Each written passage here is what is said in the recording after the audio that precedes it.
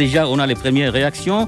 Jackson Likongola, depuis Kisangani, province de la Chopo, il dit la RDC, pays cher à Lumumba, souffre beaucoup je pense qu'il veut dire souffre beaucoup plus d'un problème de type d'homme. C'est un pays qui a des beaux textes, mais la mise en application de ces derniers pose problème. Comment expliquer que toutes les années, les discours de nos dirigeants reviennent toujours gérer durablement et de manière responsable l'écosystème face au changement climatique? Nos dirigeants devraient être plus pragmatiques et non toujours de nous faire des chapelets de bonnes intentions. Jusqu'à présent, le gouvernement souminois n'a rien encore fait. Espérons peut-être que cette année. Christian Kassé, c'est toujours depuis Kisangani. Lorsqu'on se retrouve face à un programme gouvernemental pluriannuel, il est aisé de l'évaluer au moins au bout d'une année. Cependant, nous ne pouvons pas nous empêcher d'évaluer le programme Judith Souminois. Les causes d'échec de tout le gouvernement qu'a connu la RDC depuis l'avènement de Félix Tshisekedi au pouvoir sont liées le plus souvent à la violation des principes budgétaires, vecteurs d'une bonne exécution du programme du gouvernement. À titre illustratif, je peux citer celui de sincérité budgétaire qui les interdit c'est celui qui l'a dit, toute surestimation et sous-estimation des dépenses et recettes du budget en RDC. On se rend compte que ces derniers n'est pas respecté. La violation des règles liées à la chaîne des dépenses lors de chaque exercice budgétaire où on constate des crédits budgétaires exécutés en toute violation de la procédure. Malheureusement, pour y remédier, les contrôles politiques exercés par les parlements et des façades, les contrôles juridictionnels exercés par la Cour des comptes est quasi inexistant. Pour s'en convaincre, l'année passée, le Parlement a déclaré recevable la loi portant reddition des comptes qui nous permettait d'évaluer la différence entre les prévisions et les résultats définitifs. Malgré les scandales observés lors de l'examen de ces derniers, c'est une longue réaction. L'aspect socio-économique demeure précaire, les revenus nationaux n'étant pas distribués équitablement. Seuls les gouvernants politiques tiennent les coups. Peut-on parler de la vie socio-économique dans un pays où les structures de base sont défaillantes? Carrément, chaque année, c'est toujours les mêmes problèmes. La solution à cela doit être le contrôle sans complaisance du Parlement vis-à-vis du gouvernement. Au gouvernement d'axer sa gestion vers les résultats. Hippolyte Kapanga est à la mise en onde de ce magazine, Paul Bajayama et Nelson Nyombe à la vidéo, Julie Feza Bongonda en assure la réalisation et la coordination, à la présentation Guy Maté.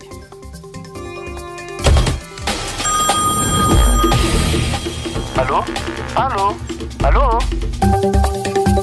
C'est parce que Radio Kapi unit le Congo que vous êtes concerné par cette émission. Bonjour, monsieur le journaliste. Bonjour. En tout cas, j'étais très ravi par rapport à ça. Je suis vraiment ravi par la pertinence de l'interview.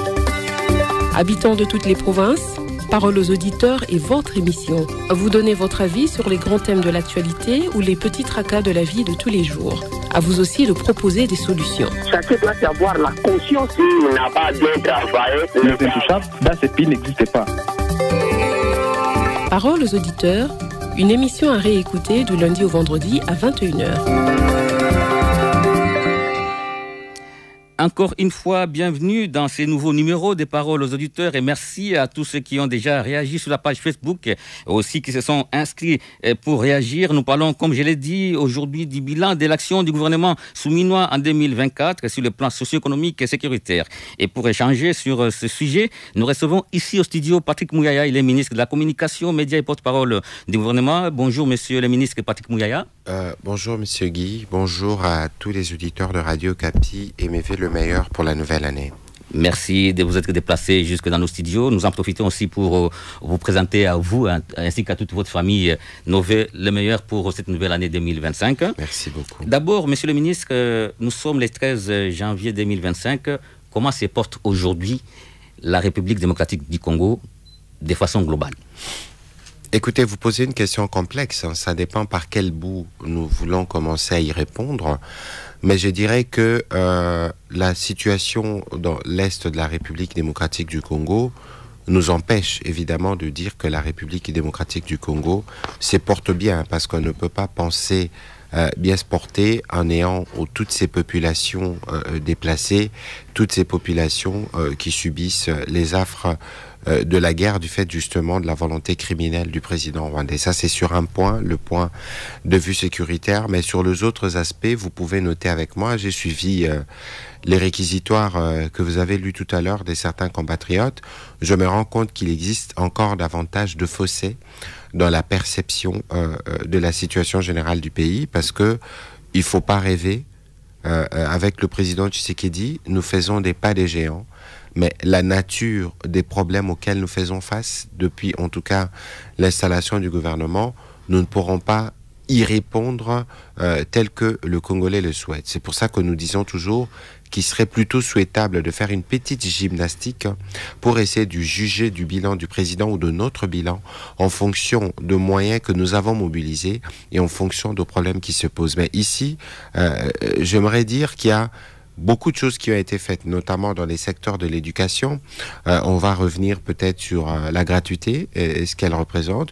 Et aujourd'hui, pour le président Tshisekedi, nous devons regarder comment cette gratuité monte au niveau de l'enseignement secondaire, au-delà de l'enseignement élémentaire. Mais on veut parler de couverture santé universelle avec le premier volet du programme de la maternité, de la maternité gratuite qui touche beaucoup de provinces et qui est en phase d'expansion. On peut aussi parler, par exemple, du programme de développement local de 145 territoires. On peut aussi parler au plan économique, parce que lorsqu'on parle de budget, lorsqu'on parle des finances, il faut pas oublier que nous sommes en programme avec les institutions du Bretton Woods. Et à la dernière revue, c'était plutôt encore insatisfait parce qu'on n'avait jamais atteint un tel niveau de performance de ce point de vue. C'est pour vous dire simplement que nous, lorsque nous regardons les signaux par rapport à où nous avons trouvé le pays et par rapport à où le pays se porte aujourd'hui, on a fait beaucoup de progrès. Et les signaux sont comment aujourd'hui? Vous dites? Les signaux? Mais si vous regardez le signaux au plan économique, regardez la taille de budget qui n'a pas cessé de croître chaque année. On va pas nous satisfaire de la taille du budget que nous avons, parce que justement... C'est tout de sa répartition? Vous dites? C'est tout de sa répartition? La question... D'abord, même avant de parler de la répartition, la question de sa hauteur. Ce n'est pas suffisant par rapport à nos besoins, mais nous mobilisons au maximum. Parce que vous savez que les budgets, c'est ce que génère l'économie. Au plan de l'économie, on n'a pas peut-être besoin de recenser les nombres d'entreprises ou comment nous mobilisons les ressources, mais il faut observer que, en tout cas, depuis que le président Tshisekedi est là, les budgets est en constante progression. Il faut observer que, de la même manière que nous évoluons dans les budgets, que dans certains portefeuilles de projets, et par exemple dans les projets qui sont financés par les institutions de Bretton Woods, FMI, Banque mondiale, nous avons fait des progrès. Je pense qu'on n'a jamais autant absorbé des moyens dans le projet en RDC que maintenant. Et donc, c'est pour vous dire simplement que nous... Et les réalisations sont palpables? Écoutez, nous sommes dans des multiples secteurs. Je peux vous donner des indications. Lorsque, par exemple, on construit des rocades à Kinshasa dans le cas du financement chinois, on peut construire 150 km de route. C'est Kinshasa, vous restez peut-être dans la ville de Kinshasa. Mais je vous donne un exemple, parce que nous faisons l'itinérance avec le président de la République, justement pour s'assurer que l'action du gouvernement touche aux différentes provinces. Nous avons été à Mbuji-Mayi il y a quelques semaines. Nous y étions pour la campagne électorale. Mais si vous allez à Mbuji-Mayi, la voirie de Mbuji-Mayi est totalement transformée. Ce sera le tour des Kananga dans le prochain jour et partout d'ailleurs, parce que l'objectif ici, et c'est cela la particularité de l'action de notre gouvernement, et dans les cas du budget 2025 justement, on va faire de gros investissements en province. On a commencé avec les 145 territoires parce que la République démocratique du Congo, c'est pas Kinshasa, même sur le côté de Kinshasa, il y a aussi des efforts à faire et qui sont en cours d'ailleurs sous la direction du gouverneur Bumba en termes de voirie, pour être sûr que nous avons soulagé, qu'on a permis aux populations de se déplacer. Et donc, ici, c'est simplement les besoins de rassurer les uns les autres que les problèmes sont pris en main et nous y apportons des solutions. On espère que cette fois-ci, le gouvernement va donner beaucoup plus de moyens aux provinces. C'est parce que les provinces se sont plaintes depuis toujours du fait qu'elles ne reçoivent pas assez de moyens. Il y a un vrai débat. Il y a un vrai débat à faire parce que lorsque, par exemple, le président de la République pense qu'il faudrait qu'on réfléchisse sur la Constitution, je pense qu'il y a des choses qui doivent être recadrées, notamment sur les fonctionnements de province. En novembre dernier, nous étions en conférence de gouverneurs à Kalemi, où, pour la première fois, on a voulu directement associer les assemblées provinciales. Parce qu'en réalité, nos provinces ont eu du mal à fonctionner du fait de l'instabilité politique. Du fait justement de cette querelle permanente entre les gouverneurs qui serait et présidents aussi, d'assemblée qui serait aussi, provinciale. selon une certaine opinion, instrumentalisée par Kinshasa. Non, c'est des querelles. Non. Les tireurs de ficelle seraient à la Kinshasa. question, c'est pas d'abord l'instrumentalisation. La question d'abord, c'est que c'est une querelle entre guillemets de pauvreté.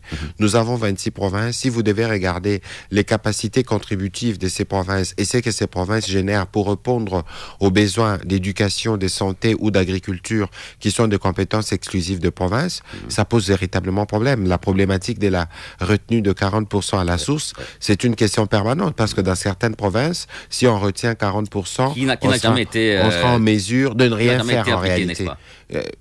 C'est difficile justement dans le contexte où il y a des provinces qui sont plus nantis que d'autres, de dire que si nous faisons la retenue à la source de la manière la plus stricte, et que si certaines provinces doivent se suffire pour des besoins de compétences exclusives, je parlais des santé, d'éducation et d'agriculture, beaucoup de provinces ne vivraient pas. Mais la caisse des péréquations est là justement pour... La caisse, justement, il faut faire attention. La caisse des péréquations n'est pas faite pour ça.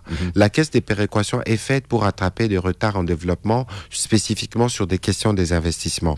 On prélève, je pense, une quotité dans les autres provinces. Il y a une caisse qui existe. Aujourd'hui, il faut peut-être discuter de sa mise en œuvre, mais c'est pas celle-là, c'est pas cette caisse-là qui va suffire aujourd'hui pour régler tous les problèmes qui n'ont pas été réglés pendant des décennies. Voilà. Et donc, c'est pour ça que nous, pour la première fois dans l'histoire de ce pays, on investit dans toutes les provinces en même temps, disons, j'allais dire, dans tous les territoires en même temps dans le cadre du programme PDL 145 territoires. Alors, sur le plan socio-économique, il y a beaucoup de défis. Vous avez relevé notamment la gratuité de l'enseignement, la santé universelle. Et là, il y a aussi cette question de la création d'emplois.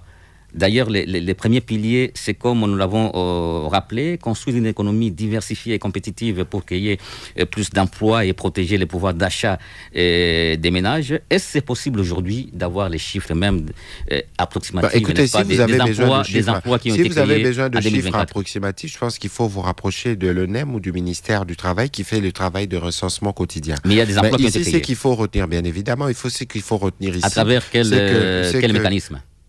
Bon, écoutez, les emplois sont générés. Vous êtes journaliste à Radio Capi. Je suis sûr que pour votre famille, vous avez au moins un cuisinier, un lavandier. C'est un travail ou pas? Je pense que de ce point de vue, il faut qu'il y ait une vraie discussion.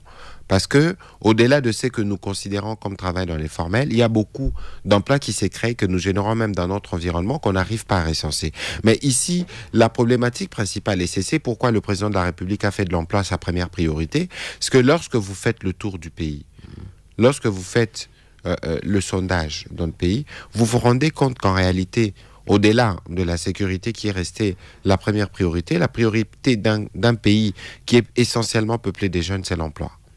C'est pour ça justement que le président de la République l'a désigné comme le premier engagement parmi les 6 engagements qu'il avait pris.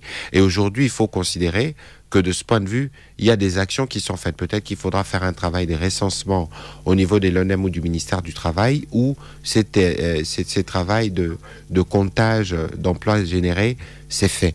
Mais bien au-delà, on a parlé des situations socio-économiques, vous pouvez observer, j'ai lisé encore ce matin, que les prix des denrées alimentaires commençaient à baisser. Peut-être qu'on aura une discussion, mais c'est très bien. Voilà.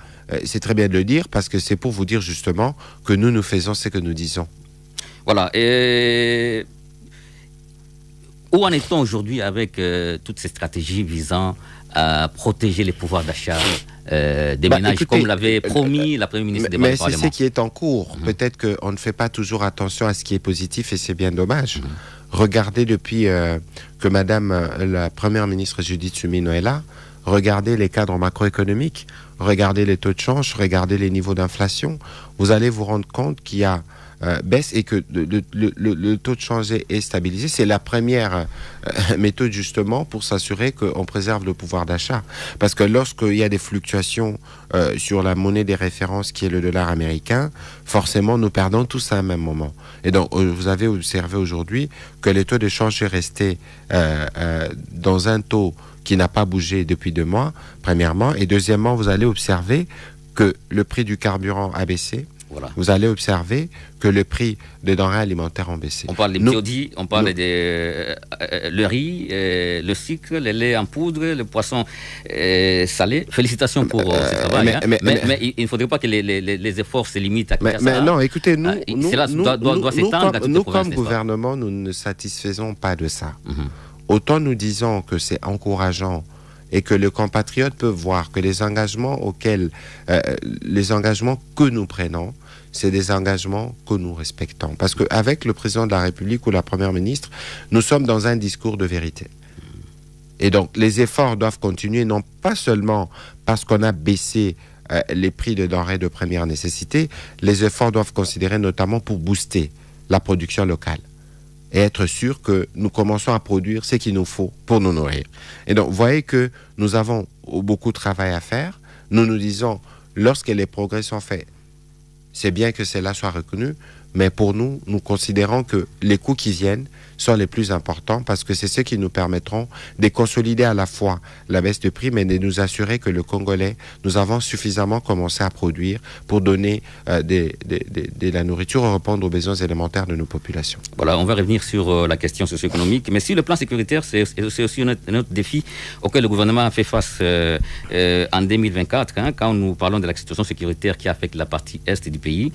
Et nous voyons les groupes armés qui sévissent en Ituri. Nous voyons la guerre que nous imposent les EDF au Nord Kivu et en Ituri. Mais aujourd'hui, nous allons essayer de nous focaliser sur ces conflits que nous imposent les Rwandais à travers les M23. Et si l'année 2024 a été caractérisée par les cessez-le-feu, on a vu, n'est-ce pas, des efforts qui ont été fournis sur le plan diplomatique avec ces va-et-vient entre Kinshasa et Luanda. Mais malheureusement, ces efforts se sont soldés par un échec. C'est l'annulation, n'est-ce pas, de la tripartite des Luanda. Et depuis lors, on a l'impression qu'on a affaire à un vide. Et on se demande, après cette annulation de la tripartite des Luanda, c'est quoi la suite? Il n'y a pas de vide, justement, parce que la suite, c'est quoi? Nous aurons l'occasion peut-être de parler du rapport du groupe d'experts des Nations Unies, qui est revenu sur des pans entiers du conflit que vous abordez, mais par rapport au processus de Luanda, il n'y a pas de vide. Il y a eu un constat, parce qu'il fallait conduire le président rwandais jusqu'au bout de sa logique. C'est lui l'obstacle à la paix. C'est établi que c'est lui le parrain, ou mieux dire en langage local, c'est l'autorité morale du M23 qui a refusé, et il a d'ailleurs justifié ça dans ses dernières vociférations, de signer l'accord qui devait sanctionner, je pense, à peu près 2 ans des discussions du processus de Luanda depuis qu'il a été lancé. Mais pourquoi justement? Parce que nous avons détricoté systématiquement ces mensonges cousus des fils blancs sur tissu noir. Le premier mensonge, c'est les discours de haine à RDC, ce qui n'est pas vérifié dans les faits. Le deuxième mensonge, c'est la problématique de réfugiés. Il y a plus de réfugiés rwandais au Congo que de réfugiés congolais au Rwanda. Encore qu'il faut vérifier l'identité de ces réfugiés à travers un véritable processus de profilage, parce que nous connaissons les idées derrière. Et il a réussi à l'avouer encore dans les jours passés, parce que en réalité, le problème du président rwandais, c'est de croire qu'il faut revenir sur ce qui a été fait à la conférence de Berlin. Son problème, c'est l'expansion. Son problème, c'est le vol systématique de ressources minières de la RDC. Et pour ça, il faut maintenir cette partie de la RDC dans une situation d'instabilité permanente en créant, récréant, créant encore. Les derniers nés en date, c'est les mouvements terroristes M23. Et donc, lorsque nous avons commencé... Est-ce qu'il n'est pas en train de profiter d'une certaine léthargie des dirigeants congolais? Parce que il y a cette façon de faire, on la connaît depuis longtemps. Mais est-ce qu'on avait pris des dispositions pour prévenir cela? Ce que je peux vous dire, c'est que la léthargie, justement, c'est le terme qu'il ne faut pas utiliser qu'on ne peut pas utiliser aujourd'hui, parce que jamais jamais depuis les débuts de ces conflits dans l'Est, le président rwandais n'a eu une réponse aussi musclée. Et ces réponses, nous les donnons sur 5 axes.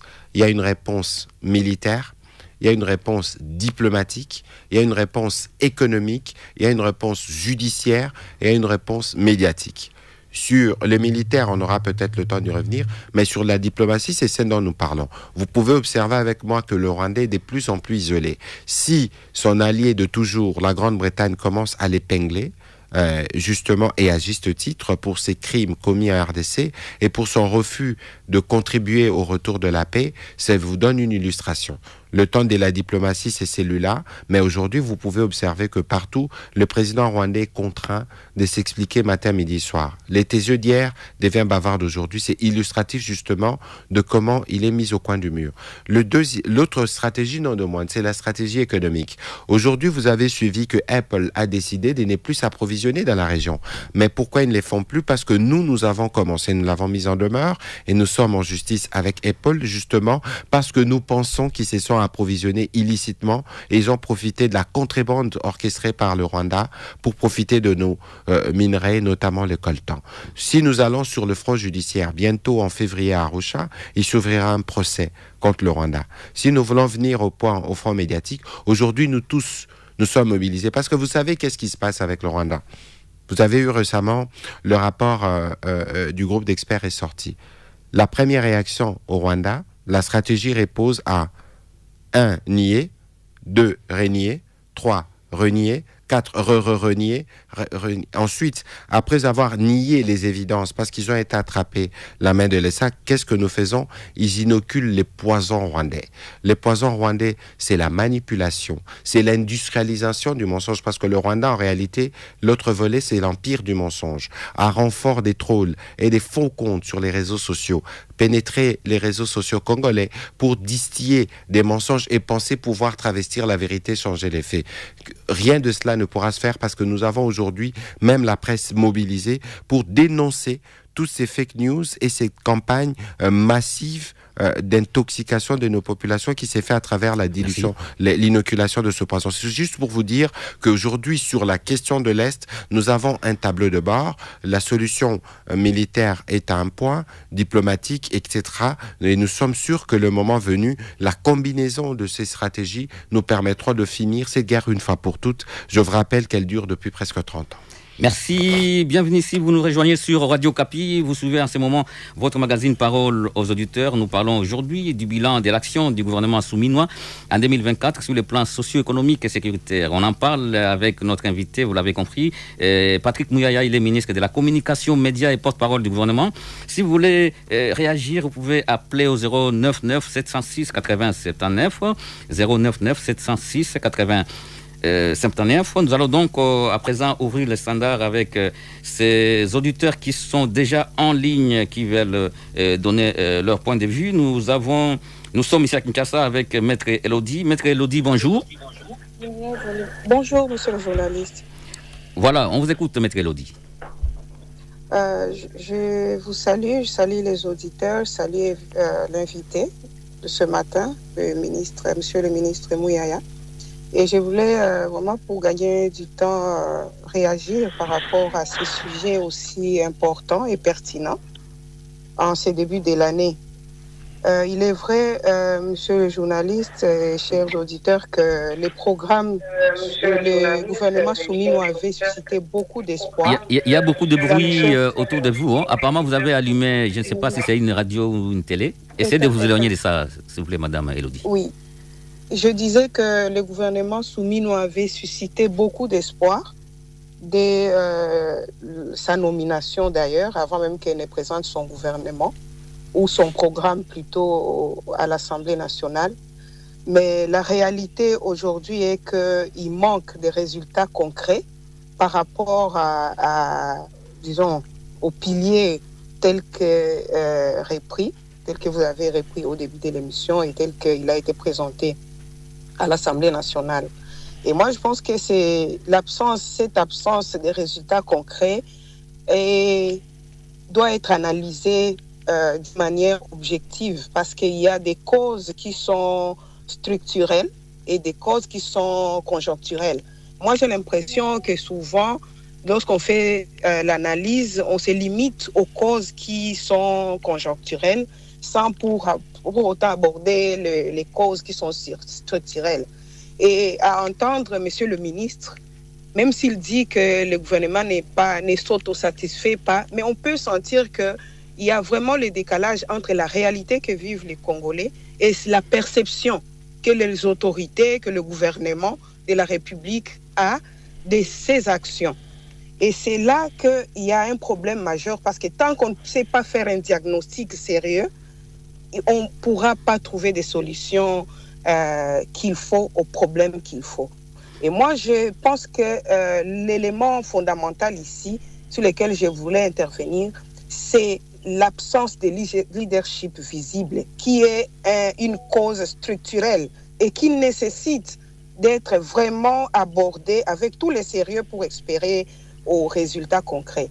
Merci. Monsieur le journaliste et chers auditeurs, aujourd'hui, parce que le ministre venait de parler sur les 3 points, l'aspect socio-économique, sécuritaire et environnemental, même s'il n'a pas abordé, mais ne fût-ce que sur l'aspect socio-économique. Vous savez, et vous venez de le dire d'ailleurs avant le début de l'émission, à la radio on a suivi, les médecins sont en grève, donc dans une partie de la République, et c'est un seul élément de l'aspect socio-économique qu'on peut aborder. Et il a parlé lui-même de la santé, la couverture santé universelle. Malgré tous les efforts qu'on peut dire, qu'est-ce que le Congolais peut retenir? Aujourd'hui, les gens sont en train de mourir. Maintenant, là qu'on est en pleine émission, les gens sont en train de mourir parce qu'ils sont refusés dans des hôpitaux, parce qu'ils ne peuvent pas se faire soigner. Et le ministre, lui, non, il dit que ça va, la couverture santé universelle évolue très bien, d'ailleurs, dans certaines provinces. Voilà seulement un élément qui, si on l'analyse, vous vous rendez compte que non, il y a les Congolais qui regardent une situation et merci, d'autres madame, qui regardent. Et moi, je dis qu'il faut absolument qu'il y ait une analyse sérieuse et travailler. Le Premier ministre doit vraiment asseoir un leadership suffisant. Merci, on a compris. Vous n'allez pas monopoliser la parole. Hein? Il y a beaucoup de gens qui veulent aussi intervenir. Insuffisant. Le pays a besoin de leadership fort, on a compris, capable de transcender les jeux merci, de pouvoir interne et imposer une vision claire merci, des madame, réformes structurelles. Merci, madame. L'absence d'une vision claire. Merci beaucoup, madame Elodie. On a compris. Mais je crois que je ne sais pas s'il y a un autre auditeur qui va réagir, mais je crois que Madame Elodie elle-même, elle se trompe dans les diagnostics justement parce qu'elle ne peut pas, par exemple, revenir sur ce dont on a parlé, vous par exemple, pour donner un exemple précis sur ce que le Congolais consomme tous les jours. Vous avez salué le fait que les prix ont baissé et dire qu'il n'y a pas, un diagnostic. Non, mais je vous ai dit, c'est moi qui vous ai dit tout à l'heure que nous faisons des provinces la priorité. C'est pour ça que justement le président de la République s'y rend. Lorsqu'on parle de diagnostic sérieux à faire, mais le diagnostic a été fait. C'est pourquoi le président de la République a proposé la réponse en termes de 6 engagements, en commençant par l'engagement de l'emploi. Lorsqu'elle parle d'absence de leadership, je ne sais pas ce qu'elle entend par absence de leadership, parce que je vous ai donné depuis les débuts des réponses précises aux préoccupations qui sont données. Les problèmes structurels dont elle parle, c'est justement, je ne voudrais pas parler de la part de l'héritage, mais constatons-nous tous, moi je suis né en 82, j'ai l'impression que depuis ma naissance jusqu'à aujourd'hui, on n'a jamais véritablement investi dans ce pays et que nous avons commencé une descente vers la pauvreté qui ne fait que s'accroître, notamment avec le poids démographique. Il y a la responsabilité générale des uns et des autres dans les choix que nous faisons, notamment en termes de maternité, etc. C'est pas les lieux pour les débats, mais ici, je les disais en introduction de cette émission, si vous voulez, et Madame Elodie, je l'ai entendu, ça veut dire qu'elle peut regarder, apprécier les bilans des départs lorsque nous sommes arrivés et ce que nous avons fait. Les actions que nous faisons, c'est des actions qui vont solutions conjoncturelles que vous proposez souvent, en lieu et place des solutions mais justement, les structurelles, ça s'est construit justement. Lorsque nous avons été pendant de longues décennies ici, on n'a pas trouvé des réponses, par exemple, pour la nécessité de l'application de la disposition constitutionnelle qui impose que les enfants doivent aller à l'école gratuitement. C'est aussi un problème structurel que nous avons commencé à résoudre. Lorsqu'aujourd'hui, le président de la République travaille parce qu'on parle justement du secteur de la santé, à donner des soins de santé de qualité à bas prix à tous les Congolais à travers le programme de couverture santé universelle. C'est des problèmes justement structurels qu'on a trouvé des réponses. Et justement, non, qui a commencé, mais il faut faire attention parce que pour arriver à le faire, il faut que cela soit financé quelque part. Et je vais terminer parce qu'elle parlait justement de la grève des médecins. Il faut savoir que nous, régulièrement au Conseil de ministres, pratiquement tout le vendredi, la première ministre et chef du gouvernement revient sur la nécessité pour nous de maintenir un dialogue. J'ai des collègues, les collègues de budget, des finances ou de la fonction publique passent des nuits à négocier avec les syndicats. Et en l'occurrence, mais à des résultats, regardez, dans les secteurs, dans les sous-secteurs de l'éducation, dans les sous-secteurs de l'enseignement supérieur, dans les régimes généraux de l'administration, nous ne les satisfaisons pas lorsque nous faisons ces progrès parce qu'il est de notre devoir. Merci. Mais lorsque, en l'occurrence, la semaine dernière, j'ai discuté avec le ministre de la Santé, la discussion ne porte pas sur ce qui devait être payé, mais sur ce qui doit être payé pour les mois qui viennent. Il y a un syndicat qui s'obstrue et qui pense que les choses doivent être faites suivant ce n'est pas la réalité de tous les syndicats dans les secteurs de... Donc il faut éviter justement cette généralisation. Beaucoup d'auditeurs qui veulent réagir. Sylvain Amagui. Sylvain, bonjour. Oui, bonjour. Allez-y, Sylvain. Soyez concis, hein, parce qu'on n'a pas tous les temps. Il y a beaucoup de gens qui doivent intervenir. Oui, je voudrais saluer les ministres, mais j'ai comme l'impression que nous sommes en train de jeter nos responsabilités sur les pays voisins, sur les Rwandais. Mais si les ministres, je ne suis pas d'accord avec vous. Vous savez très bien avec moi que les articles 90, 91 jusqu'à 93 de notre Constitution, consolidés par l'article 120 et 126 du Code pénal militaire, définit clairement que lorsqu'on parle d'un État, pas d'une nation, c'est son indépendance. C'est l'intégrité de son territoire, c'est sa sécurité, c'est la forme républicaine de ses institutions, ce sont des moyens de sa défense et de sa diplomatie, c'est l'équilibre de son milieu naturel et de son environnement, mais c'est aussi les biens socio-économiques de base. Retenez bien sûr à travers les 6 piliers du gouvernement congolais. Messieurs les ministres, moi je voudrais réfléchir avec vous en termes simples, puisque vous semblez présenter les problèmes du Congo comme une mathématique compliquée, alors qu'elle est très simple. Disons, ces problèmes-là sont très simples. Est-ce que nous sommes d'accord avec vous que peut-être beaucoup de moyens sont logés pour les institutions politiques que pour les besoins urgents du Congo? Je suis d'accord avec vous, messieurs les ministres, que le Congo a un grand problème. Et j'étais très content de votre franchise. Vous êtes né à 82. Et donc, vous avez une lecture nette de ce qui se passe dans ces pays. Je ne voudrais pas revenir sur toutes les avancées que vous avez insinuées dans vos expressions, messieurs les ministres. Mais moi, je me dis, en termes de défis, moi, je me situe seulement sur 2 problèmes, 2 piliers. La sécurité et l'économie. Vous êtes d'accord avec moi, messieurs les ministres, que la RDC a pris la posture d'externaliser les problèmes du pays. Chose pour laquelle je ne suis pas d'accord avec vous. Ce pays est géré par les Congolais. Et vous, dans votre gouvernement, vous savez que vous restez avec 4 ans. Ce ne sont pas des bilans de lamentation que vous allez nous présenter, messieurs les ministres, à la fin du compte. Puisque soyez aussi rassurés, vous êtes en train de poser un jalon que les autres viendront gérer. Peut-être c'est moi demain qui serai président de la République, après Félix. Ou ça serait peut-être vous. Donc, ne venez pas au studio, messieurs les ministres, excusez-les-moi. Je vous dois tout votre respect. Venons discuter des problèmes et des moyens de solutions. La sécurité du Congo est notre affaire à nous. Si les Rwandais et d'autres pays viennent chez nous, et vous le dites, puisque je vais dire quelque chose sur le plan économique, viennent chez nous pour chercher nos minéraux, c'est puisque nous leur avons ouvert nos frontières. Voilà, et sur le plan économique? Maintenant, parlons de l'économie. Allons rapidement, allons rapidement. Messieurs les ministres,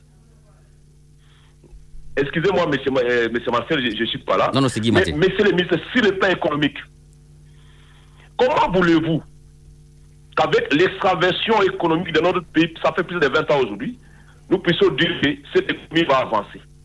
Les mines que nous avons, on y a passé des Chinois d'une manière illégale. Vous êtes au courant en tant que porte-parole du gouvernement. Mais aussi des officiels congolais, avec leurs membres de famille, les autres, sont dans l'exploitation aussi illicite. Mais comment voulez-vous que nous puissions aller? Je termine par dire, Aucune économie du monde ne peut fonctionner sans la production intérieure. Ça fait aujourd'hui 6 ans, monsieur le ministre, que vous êtes au gouvernement. Pendant 6 ans, quelles sont les mesures structurelles que vous avez mises en place pour relancer l'économie congolaise, puisqu'elle demeure extravertie. Merci. Et le secteur de la transformation n'y est plus. Merci Sylvain, on a compris. Jean-Arthur Kabamba depuis Kinshasa. Jean-Arthur, bonjour. Oui, bonjour Guy Maté, bonjour au ministre Patrick Mouyaya. Jean-Arthur, allez-y, posez votre question. Merci beaucoup. Et j'aimerais dire ceci, Guy Maté, pour bien évaluer les bilans du gouvernement, il faut évaluer chaque ministre dans son secteur. La Constitution nous dit ceci à l'article 93. Chaque ministre est responsable de son secteur, en d'autres termes, de son département. Qu'est-ce qu'il fait? Il applique les programmes du gouvernement dans son ministère, le programme qui a été donné par le président de la République. Puisque quand vous lisez le programme du gouvernement à son introduction, vous allez voir, le présent programme découle de la vision du président de la République. Chaque ministre doit agir selon le programme qui a été donné par le président de la République.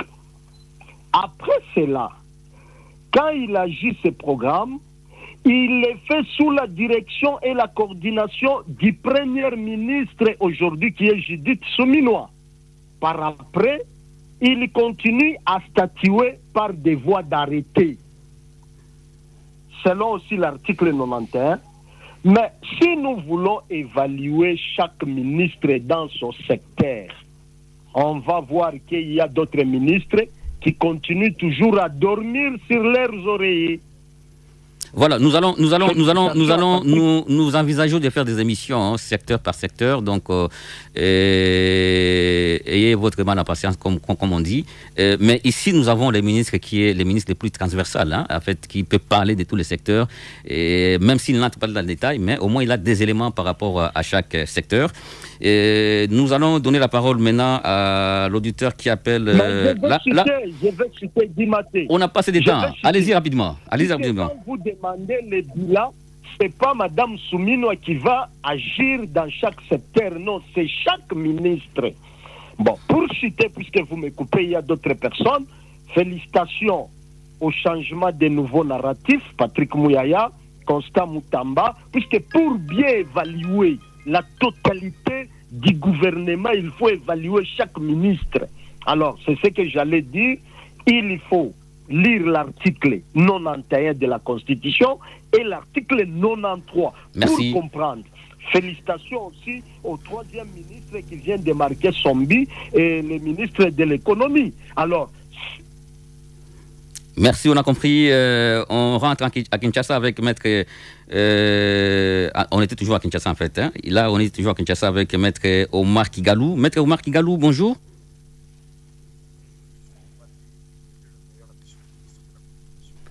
Maître Omar Kigalou, est-ce que vous êtes là?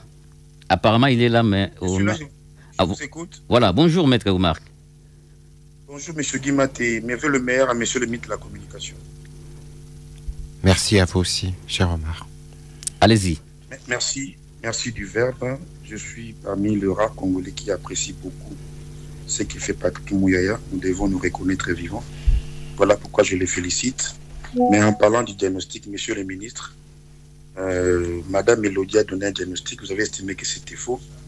Moi, je voudrais dire à tous les Congolais, gouvernants et gouvernés, il ne faut pas dire oui à tout parce qu'on est de l'union sacrée. Ou encore dire non à tout parce qu'on est de l'opposition. Il faudrait être rationnel. La fois dernière, vous avez relativisé la situation du Kasaï et les gouverneurs, vous avez contredit. Être chef, c'est aussi savoir écouter les points de vue de nous, population qui vivons. Là, vous parlez du Kasaï central. Je parle du Kasaï central. C'était pour faire une mise au point au ministre avec tout le respect que je lui dois. Sur le plan politique, je commence par là. Il y a un problème sérieux, monsieur le ministre. On constate depuis un moment une intolérance et des arrestations arbitraires vis-à-vis des politiques de l'autre bord. Je prends le cas de Moukebaï, de Kikoun, de Jacques Ndala, et récemment, un des membres de votre union sacrée. pour avoir dit la vérité, il a été vilipendé et convoqué à Kinshasa. Alors si on fait un tour ailleurs, Brice Hortefeux, qui était le porte-parole de Sarkozy, a même contredit son chef dans tout le respect. Emmanuel Macron, alors ministre des Finances, a contredit François Hollande, son chef, par rapport à sa politique économique. La liberté d'expression n'existait plus, même vis-à-vis des membres de l'Union sacrée. Sur le plan sécuritaire, il y a encore des problèmes. Moi, j'apprécie. On n'a pas seulement le rôle de critiquer. À Kinshasa, avec l'opération Dobo, les calmes est revenu tant soit peu. À l'Est, on sent quand même les efforts diplomatiques et défensifs, même s'il y a encore des poches de tension qu'il faille reculer. Sur le plan judiciaire, j'applaudis le courage et l'audace de M. Moutamba. Non seulement viabiliser les ONG, a aussi canalisé les recettes judiciaires, mais fait aussi des efforts avec des enquêtes, ça on peut apprécier. Sur le plan économique, pour finir, parce que lorsque l'économie tousse, la politique est enrhumée. C'est les poumons de toute nation. Sur le plan positif en termes économiques, on apprécie ce qu'a fait M. Fouamba. Il a aussi les salaires des agents de l'État. Il a aussi élevé les assistances budgétaires. Mais sur le plan négatif, M. le ministre, on évalue l'économie d'un État par rapport à 6 secteurs. L'eau, l'électricité, l'accès aux revenus, l'emploi, l'éducation et la santé. Vous le savez bien, les statistiques les démontrent. À ce jour, combien de Congolais ont accès à l'eau potable? Moins de 50%. Combien de Congolais ont accès à l'électricité? Moins de 30%. Combien de Congolais ont l'accès aux revenus? Nombreux ne travaillent pas. Combien de Congolais ont accès à l'éducation? Il y a une gratuité, mais c'est une éducation de qualité. Merci, maître. Combien de Congolais ont accès aux soins de santé? De manière générale, on applaudit. Il y a encore des efforts qui doivent être faits. Voilà pourquoi j'en appelle à la volonté politique, à la gestion rationnelle des finances, mais aussi aux critiques bienveillantes pour aider le gouvernement. Je dis et je vous remercie. Il y a des efforts qui doivent être faits. De manière générale, on applaudit, mais il y a encore des efforts qui doivent être faits. Écoutez, Maître Kigalou qui conclut ainsi. Allez-y. Je pense qu'il Donc il y a Sylvain, Jean-Arthur, il y a Maître Omar Kigalou. Voilà. Oui, je pense que je veux répondre. J'espère que vous m'accorderez le temps, parce que vous avez laissé des gens poser des questions soyez concis, parce qui sont pertinentes. Laissez-moi aller dans le détail, parce que justement, si nous acceptons, je suis presque tout le mois devant l'émission Parole aux auditeurs, parce que nous, notre gouvernement a la différence, celle d'être d'abord redevable de ce que nous faisons, du pouvoir ou des responsabilités qui nous ont été conférées. Et je pose une problématique principale. Notre économie est extravertie depuis 50 ans. Mais pensez-vous que cela peut être renversé en 5 ou 6 ans? Parce que je suis désolé, mais j'ai l'impression que logiquement j'en non. arrive. Je ne prends pas n'est-ce pas, la défense des auditeurs. Hein. Logiquement non. Mais qu'est-ce qui est fait aujourd'hui pour diversifier l'économie congolaise? En arriver, s'il vous plaît, parce que qu'est-ce qui est palpable il faudrait que ceux qui nous suivent, nous soyons sur la même longueur d'onde. Je l'ai dit à la première phrase dans cette émission.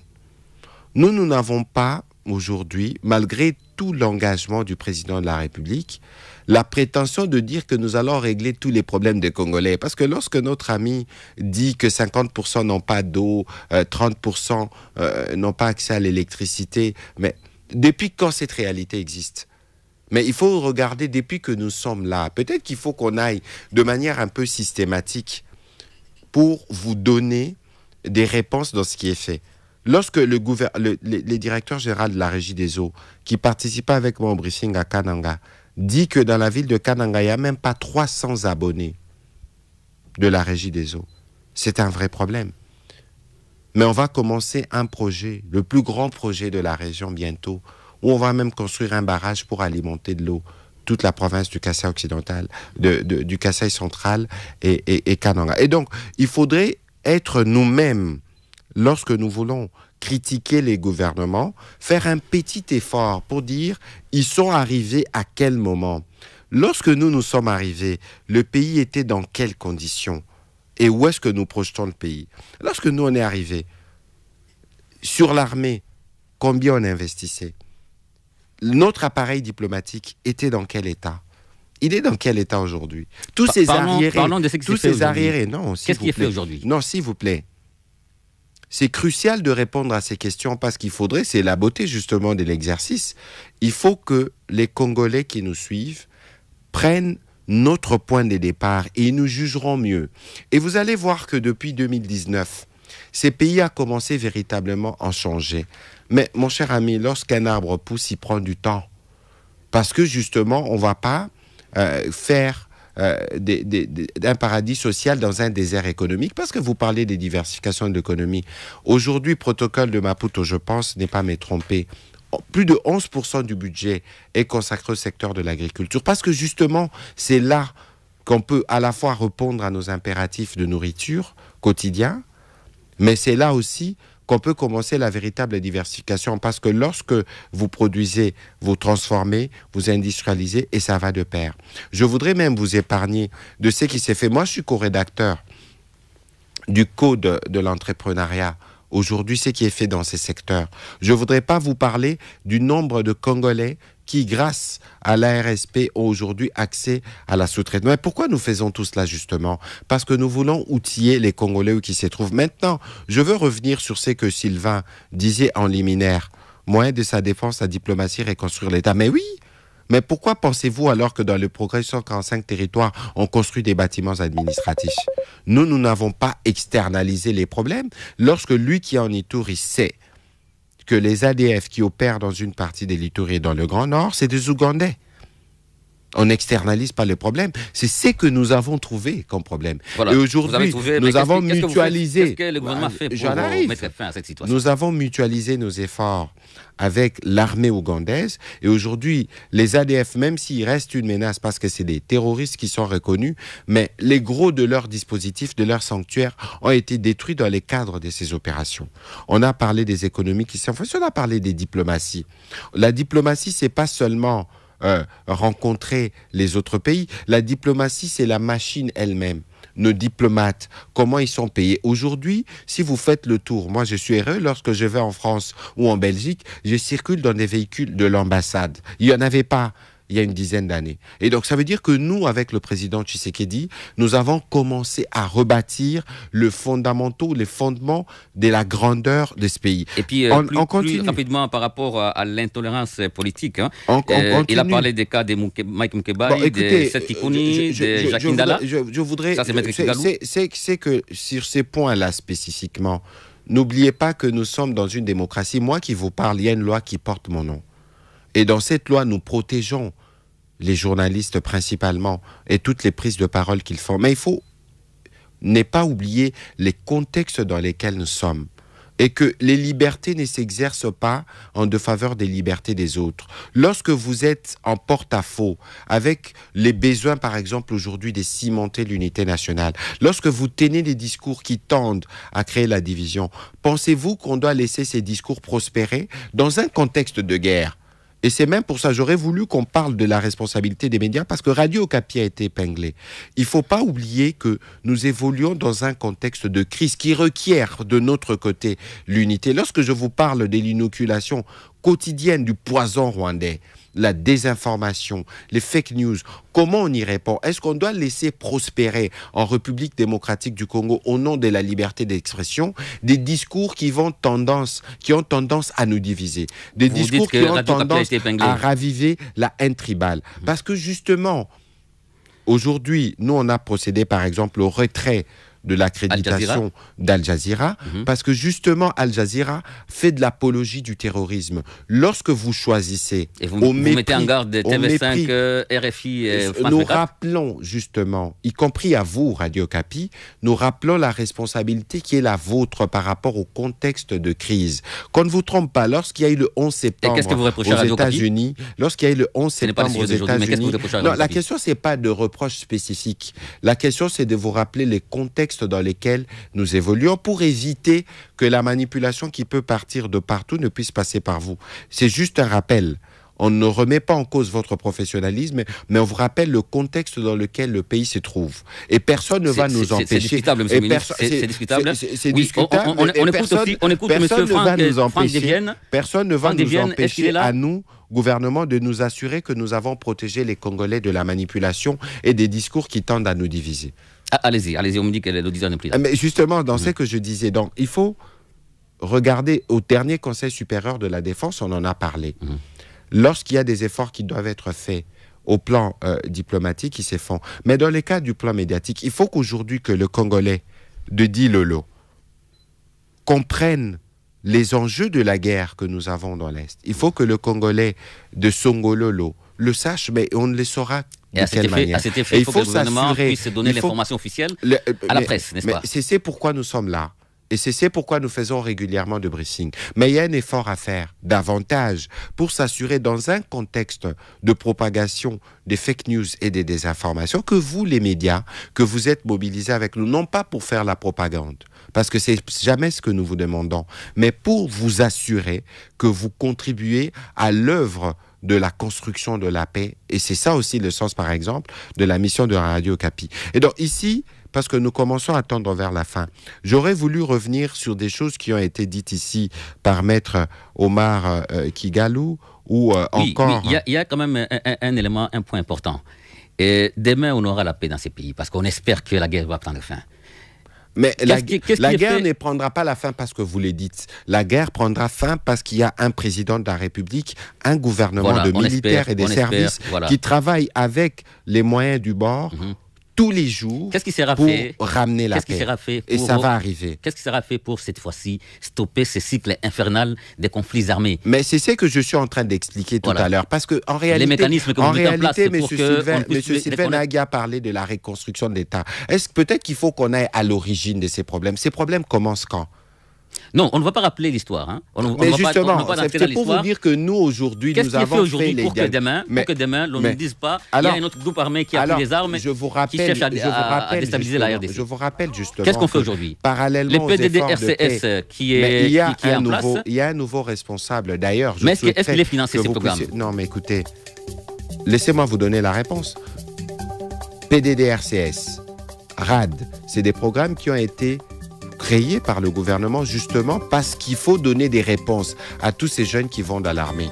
Il y a des nouveaux dirigeants qui ont été désignés, des moyens seront mis à disposition parce que nous voulons que cet impératif puisse être réglé pour nous permettre de ramener la paix, de donner de l'emploi, de donner une alternative à ces jeunes qui pensent qu'ils peuvent vivre par les armes.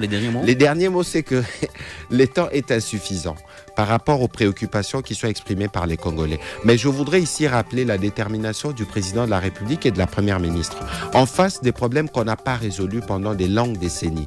Et aujourd'hui, il faut considérer que le Congo a entamé le virage vers sa refondation, vers son développement. C'est ce à quoi nous nous attelons et l'idéal serait que tout le monde souscrive à ces schémas de réforme portés par le président de la République. C'est par là que nous terminons cette émission. Nous disons merci à notre invité Patrick Muyaya, ministre de la Communication, Médias et porte-parole du gouvernement. Merci aussi à tous ceux qui sont intervenus dans cette émission. Merci également à Hippolyte Kapanga qui était à la technique, Paul Baganyama et Nelson Nyombe à la vidéo et Julie Feza Bongonda qui l'a réalisé et coordonné sous la supervision de Martin Sobujangwe à la présentation Guy Maté. Merci encore une fois de plus. Bonne suite de programmes sur Radio Okapi et meilleurs vœux chez vous. On se retrouve demain avec un autre thème.